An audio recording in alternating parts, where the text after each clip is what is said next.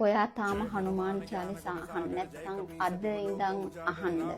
Right life එකේ වගේ කරදර තියෙනවා, බාධක තියෙනවා, ප්‍රශ්න ගොඩයි නම් සල්ලි මිල මුදල් ප්‍රශ්න, රැකියාවේ ප්‍රශ්න, වීසා එකේ ප්‍රශ්න, එහෙමත් නැත්නම් දරුවන්ගේ ප්‍රශ්න, අරයා මෙයා මොන හරි කරලා තියෙනවා කියලා ප්‍රශ්න, ඇස්වහ කටවහ තියෙනවා කියලා ප්‍රශ්න, මොන ප්‍රශ්නේ තිබ්බත් කමන්නේ හනුමාන් චාලිසා අහන්න.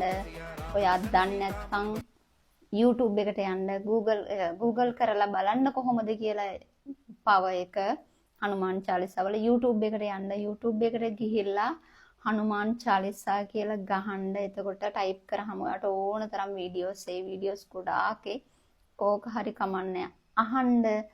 පළවෙනි කාරණාව තමයි හොඳට අහන්න. එකපාරක් හරි අහන්න. හරි එකපාරක් හරි අහන්න. අහලා ඉවර වෙලා ඔයාගේ තියෙන ප්‍රශ්නේ කියන්න.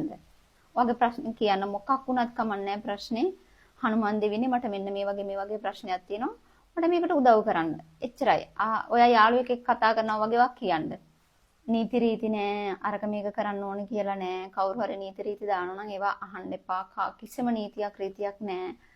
ඔයා හනුමාන් චාලිසා අහන්න. හනුමාන් චාලිසා අහලා ඔයාගේ ප්‍රශ්නේ කියන ප්‍රශ්නෙට විසඳුමක් දෙන්න කියලා ඔයා ප්‍රාර්ථනාවක් කරන්න. අනිවාර්යෙන්ම හම්බ වෙනවා.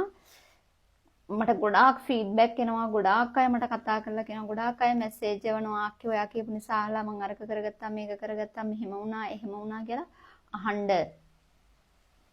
අදම අහන්න. මේ දැම්ම ගිහින් අහන්න. මේ දැම්ම ගිහින් අහන්න. රයිට්?